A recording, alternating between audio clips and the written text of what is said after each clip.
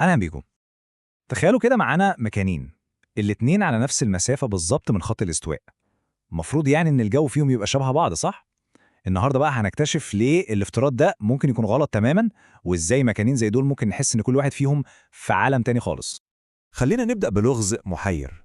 مدينة شنغهاي في الصين ولوس أنجلوس في أمريكا، الاتنين تقريبا على نفس خط العرض، ورغم كده الصيف في كل مدينة منهم حكاية تانية خالص ومفيش أي وجه للمقارنة. في شنغهاي الصيف حر ورطوبة عالية ومطر. في المقابل لوس أنجلس معروفة بالصيف الحر بس جاف وشمس طول الوقت. الفرق الشاسع ده هو بالظبط مفتاح اللغز اللي هنحله مع بعض النهاردة. عشان نحل لغز شنغهاي ولوس أنجلس محتاجين الأول نبص بصة أوسع على المناطق المعتدلة في العالم. المناطق دي مش كلها زي بعض، لأ، هي متقسمة لشريحتين أساسيتين على الخريطة حسب دوائر العرض. احنا هنركز على منطقتين: المناطق المعتدلة الدافية، ودي بين خطي عرض 30 و 45 درجة، والمناطق المعتدلة الباردة، ودي من 45 ل 60 درجة. طيب يلا بينا ندخل في تفاصيل أكتر. محطتنا الأولى هتكون في المنطقة المعتدلة الدافية من 30 ل 45 درجة، وهنبدأ رحلتنا الجغرافية دي من السواحل الشرقية للجارات. من هنا بيبدأ يظهر نمط غريب ومهم جدا. في حزام العرض ده بالذات هنلاقي إن كل السواحل الشرقية للقارات بتشترك في نوع مناخ معين بيسموه المناخ الصيني.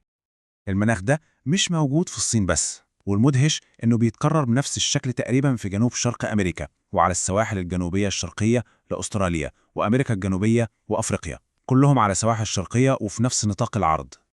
طيب دلوقتي خلينا نسيب السواحل الشرقية ونعدي القارة كلها ونروح للسواحل الغربية على نفس خطوط العرض بالظبط ونشوف إيه اللي بيحصل هناك. أول ما نوصل للناحية الغربية من القارات القصة بتتغير تماماً. هنا بيظهر مناخ تاني خالص، مناخ البحر المتوسط المشهور. والمدهش أكتر إنه مش بس حوالين البحر المتوسط، لأ، ده موجود كمان في كاليفورنيا وتشيلي وجنوب أفريقيا وأستراليا. دلوقتي خلينا نتحرك شمالا للحزام اللي بعده، للمنطقة المعتدلة الباردة اللي بين خطي عرض 45 و 60 درجة، ونشوف هل نفس النمط ده هيكمل معانا ولا لأ. ومرة تانية هنبدأ رحلتنا من السواحل الشرقية، وهناك هنكتشف نوع مناخ جديد ومختلف اسمه المناخ اللورنسي. المناخ ده بقاله حكاية خاصة ومثيرة للاهتمام، وهو إنه موجود بس في نص الكرة الشمالي. يعني هنلاقيه في أماكن زي شمال شرق أمريكا الشمالية وشمال اليابان وشمال شرق الصين. وأخيراً لما نعدي القارة ونروح للسواحل الغربية في الحزام البارد ده هنلاقي رابع وآخر نوع مناخي معانا في رحلتنا النهاردة. مناخ غرب أوروبا زي ما اسمه بيقول هو اللي مسيطر على شمال غرب أوروبا، لكن زي ما تعودنا النمط بيتكرر في أماكن بعيدة، فهنلاقيه كمان في شمال غرب أمريكا الشمالية وحتى في أقصى جنوب أمريكا الجنوبية. كده بعد ما لفينا لفة حوالين العالم واضح إن في نمط بيتكرر بشكل ثابت وقوي جدا. يبقى السؤال دلوقتي، إيه هي القاعدة البسيطة اللي بتربط كل ده ببعضه؟ إيه اللي بيفسر التقسيمة الواضحة دي بين شرق وغرب القارات؟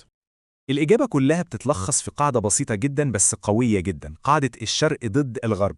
القاعدة دي بتقول ببساطة إنه في المناطق المعتدلة دي موقع أي مكان على الساحل الشرقي للقارة هيخلي مناخه مختلف دايما عن أي مكان على الساحل الغربي، هو ده العامل الحاسم. والجدول ده بيلخص الفكرة كلها ببراعة. ده يعتبر الشفرة بتاعة المناخ. في المنطقة الدافية المنافسة بتكون بين المناخ الصيني ومناخ بحر المتوسط، وفي المنطقة الباردة المنافسة بتكون بين المناخ اللورنسي ومناخ غرب أوروبا. دلوقتي بما إننا عرفنا القاعدة، يلا بينا نفك شفرة الاختلافات نفسها. يعني إيه بالظبط اللي بيخلينا نحس إن المناخات دي مختلفة قوي؟ هنركز على أهم عاملين: المطر والحرارة. هنا في فرق جوهري.